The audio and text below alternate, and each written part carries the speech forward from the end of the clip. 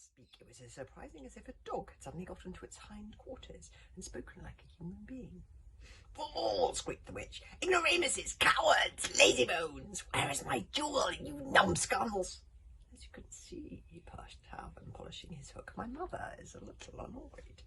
"Slaves of the air or slave land," said the witch, calming down with bewildering swiftness to the relief of her electrified audience. Now she put in her sweetest, most reasonable voice. "I have brought you Grimbit's map." She pointed at the map, which Hiccup could now see had been hung very carefully in the centre of the courtyard. "See how clearly it is marked, how the dragon door is hidden somewhere in between the maze of mirrors and the prison of Darkheart. All I ask, and it is for the good of the Wild West, is for you to find me the jewel. But I see you may need a little more motivation. Listen up, slaves," yelled the witch.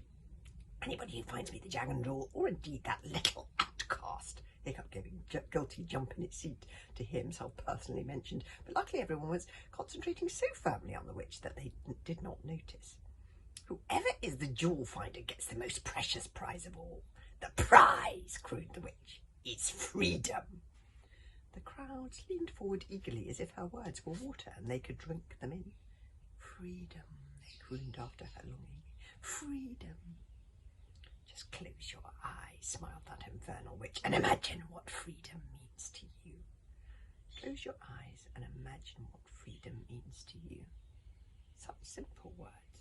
The tattered scarecrow slaves closed their eyes, and each one it meant something different, but somehow the same.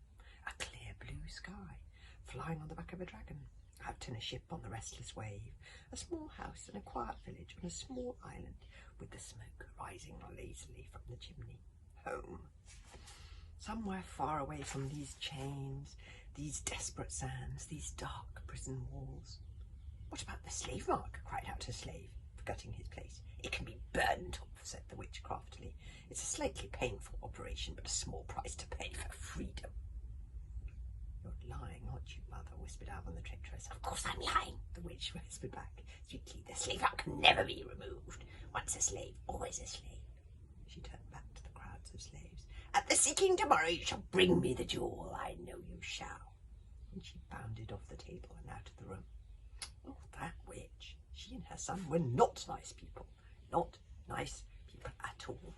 And look how Alvin now has 8 of the king's lost thing. The key, the ticking thing, the ruby heartstone, the throne, the crown, the sword, the shield, and the arrow. Doesn't have 2 shields, don't he? Now, 7 is a truly scary bedtime story. Do not read this if you're about to go to bed. I would not about to go to bed. A little dark-haired girl called Egengard showed Hiccup where to sleep in the corner of one of the dungeons at prison Darkheart, which served as the slaves' dormitory. "Looks like someone's already sleeping there," said Hiccup doubtfully. "No," the little girl shook her head firmly and mournfully. "It used to be Loser Kid's bed, but he doesn't sleep there anymore." Hiccup settled the Rodensfang and Toothless in the bed underneath a tattered blanket he had brought with him in the rucksack. He then had a whispered argument with Toothless under the blanket. "What have I said, Toothless, about not eating inedible objects? Look, you've eaten a large hold out of my shirt." Toothless widened his green gauge eyes and instantly batted those preposterously long eyelashes. "Wasn't Toothless," he mumbled in between a large mouthful of shirt, and he pointed a hopeful wing at the Rodensfang. "Must have been the Rodensfang." "I can see you eating it right now," whispered Hiccup in exasperation. "You might as well own up." Toothless protested. No. But as he did so, he accidentally spat out one of the buttons. Both Hiccup and Toothless looked at the button. Even Toothless had the grace to look slightly guilty. So sorry, shirt," said Toothless. "Look, Toothless owned up." Toothless swallowed the remains of the mouthful of shirt. "Sorry, belt. Sorry, top of trousers. Sorry, waistcoat pocket. Ooh, Toothless is good at this owning up business." Hiccup sighed. At this rate, she was going to have nothing left that didn't have pipe marks on it. Hiccup popped up from underneath the blanket to ask Egengard a question.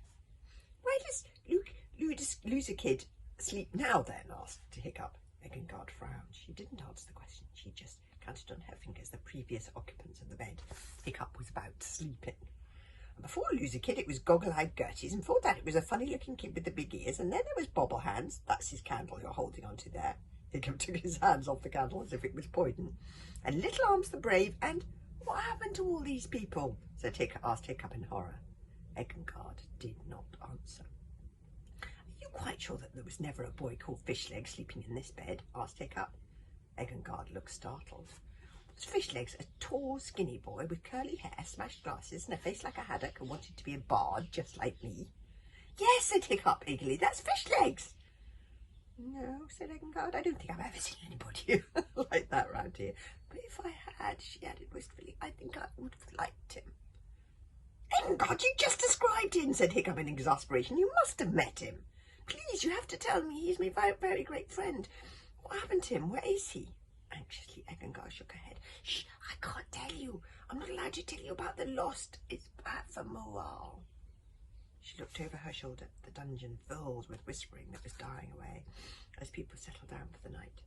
Egengard put up the hood of her bear suit and peered out from underneath. But I can tell you a story, said Egengard determinedly, drawing down her thick dark eyebrows into a straight line and sucking in the air through the gap in her teeth. A very scary story. This story isn't about your friend Fishlegs. Egengard shook her head violently. No. It's about somebody else. The story is called The Slave Boy, the Slave Girl, and the Monster of the Amber Slave Land. Oh dear, it does sound like it's about Fishlegs. Poof! Somebody blew out the last candle in the dungeon, and in a doomy, alarmed and alarming whisper, the little girl insisted on telling the story. You have to imagine this story being told in the huge echoing dungeon with a whispering voice in it, sounding like spirits of the dead. You have to imagine Egengard lying back in her bear suit, conjuring up the story with wild wavings of her arms, and the moonlight making shadows of those arms on the dangerous walls. There's Egengard, and there's the story of the slave girl, and the monster of the Amber Slave Land. Begin the story, because I've got time, but once upon a time, said Egengard, a poor slave boy and a slave girl, oh, I think that's Fishlegs and Egengard, were paddling their sand yachts in the most evil of the evil reaches deep in the heart of the Amber Slave Lands, began Egengard. Oh, don't tell this story, moaned Toothless from under the bedclothes. Toothless is worried that this might be a scary story. It's really quite a scary dungeon already. But Egengard was not to be stopped. She told the story as if she could not help herself from telling it, as if it was something that she could not keep to herself. And Hiccup wanted to hear it because he was worried that Egengard might be lying and that this was a story about Fishlegs after all. For someone so little, Egengard told an excellent story as if she were a grown-up. Maybe it was the amount of time she spent with adults, or maybe it was just that wanderers were wonderful storytellers. So low was the tide, whispered Egengard, that the dreaded red sand stretched as far as the eye could see to the north, west, south and east. Nothing but sand everywhere, sand and a sinister silence.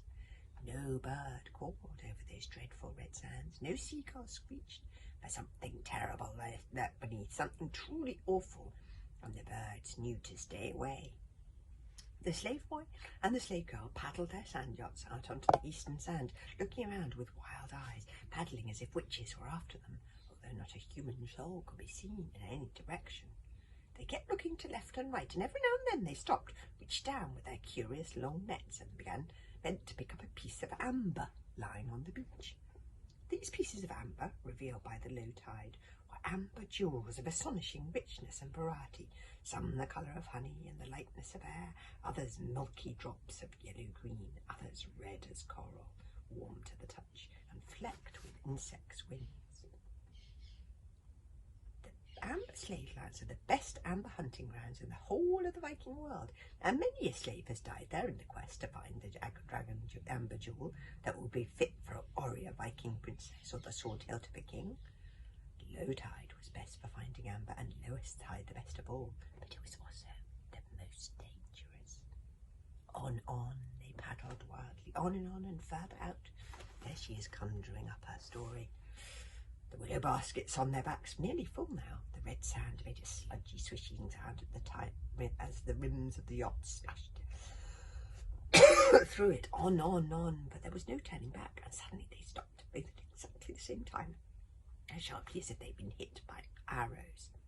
In front of them, in the soft, wet red sands, were deep scarlet indentations, appearing out of nowhere and stretching out for miles, the sea puddling and the imprints shining in the early evening sunset as if it were blood. footprints were so large that the slave girl's yacht came to a dull, squelching stop right in the middle of one, and it was as large as the yacht itself. They were the footsteps of a gigantic dragon.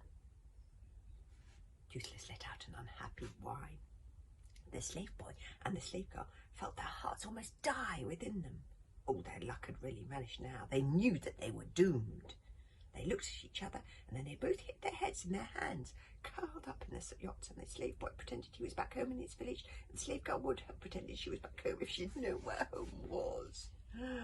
But then the slave boy remembered that he had been a Viking in training once upon a time before he had been a slave. And the slave girl remembered that she was actually extremely brave. And the slave girl and the slave boy made fists out of their hands and shook them at the footprints to show defiance. Eckenbard made a fist out of her own hand and shook it furiously in the air, and her shadow fist shook, larger still, on the dungeon wall. Toothless not liking this story, whispered Toothless. Yes, I don't think I like this story either, said Hiccup out loud, forgetting that Toothless wasn't supposed to be there. But I'll have to tell you the end of the story if you don't want me to, said Eckenbard, dropping her arms. Oh dear. Hiccup had to hear the end of the story now, even though he didn't really want to hear it. No, carry on, said Hiccup. The slave girl and the slave boy knelt to examine the footprints at Eckenbard, and very, very quietly as they knelt, something moved in the sand behind them. It made no sound, just a little light spurt of sand, like a little tiny bubbling upward waterfall. Up it rose a little more. What was it? Something very curious. It was an eye lying on the sand, blinking there quietly for a moment, like it had been discarded by a giant. Slowly up it rose, and there were 4 more eyes burrowing out of the sand like periscopes, curiously attached to the end of long dragon fingers, and the 5 together made a gigantic dragon claw. The claw held still, the eyes, horrifyingly attached to the fingers, focused in on the boy without blinking, and kneeling in the sand they sensed a presence behind them. The hairs on the back of their necks tingled and prinkled with alarm. Slowly they appeared behind them. You're freaking me out, Eckenbard, said Hiccup.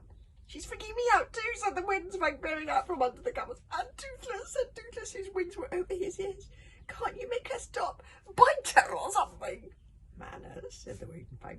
Just a little blind pleaded accused was a sweet one to make her stop. But nothing was going to make Eckenbard stop now. Ah! They screamed, said Eckenbard, and she sat up and screamed, ah! That sounded so loud that Hiccup was astonished that none of the other slaves woke up, but they had obviously had a hard day out on the sand. But they snored on. And the slave girl and the slave boy got on their yachts and propelled them forward with their oars as fast as they could. Wildly they oared the careering yachts, crying and splashing across the scarlet sand. They could not stop to blow their whistles. They could not stop, for the dragon was after them, and if they stopped it would already be too late for someone to save them. The dragon claw eye periscope had disappeared, but over their terrified shoulders they could see 5 little humps of sand following them, keeping pace with them, unhurried. Eckenbard's hand got more and more excited, where she conjured up this nightmare as if she were conducting a savage piece of music, faster and faster. The slave boy and the slave girl oared on, and the 5 little humps of sand followed, always keeping pace, patiently waiting for them to tire. The slave boy and the slave girl oared their yachts for what seemed like hours. There was nowhere to go, no trees to climb, no one to hear. The sands went on forever, and then, Hiccup and Toothless and Windspank leant forward in horror. Eckenbard swallowed, her arms momentarily frozen, before carrying on, her voice even deeper. In the most eastern part of the evil reaches, right by the rock that looked like a witch's finger pointing upwards at the sky, the boy's yacht caught on the metal edge of a dragon trap lying half covered in sand, waiting to catch dragons. The dragon trap snapped shut and caught the rim of the yacht and held it fast. The boy's yacht tipped over and smashed into the sand, and the boy gave up. He lay down on the sand and curled up into a little ball. The sounds around him were quiet. Slowly, carefully rose the dragon claw with the dreadful eyes on the end, burrowing out the sand by the boy's foot. The boy did not move, and then the claw closed around his ankle and gently pulled him down below the sand. Some stories do not have happy endings. There was a long, long silence as Eckenbard slowly dropped down to her sides. What happened to the slave girls? Asked Hiccup. Horrified, she carried on back to the prison, sighed Eckenbard. Eckenbard pulled down the hood of her bear suit. Underneath the bedclothes, Toothless and Windspank gave soft, unhappy whines. They obviously hadn't enjoyed the story either. That's a very, very sad story, said Hiccup. Doesn't the boy get away? Couldn't you make the boy get away and give the story a happy ending? If I was living in a happier place, said Egengard, I might tell stories with happier endings. Oh. Hiccup was getting a very, very bad feeling about this story. It wasn't a true story, was it, Egengard? Asked Hiccup. Please don't let it be a true story. Egengard said nothing. It wasn't about fish legs, the slave boy and the slave girl. They weren't you and fish legs, were they, Egengard? The dark was filled with silence. I can't tell you that, said Egengard. It's bad for morale. Hiccup begged her and begged her, but she would not say another word. Oh gosh. Sorry, it's getting exciting now. I'll have to have the next picture.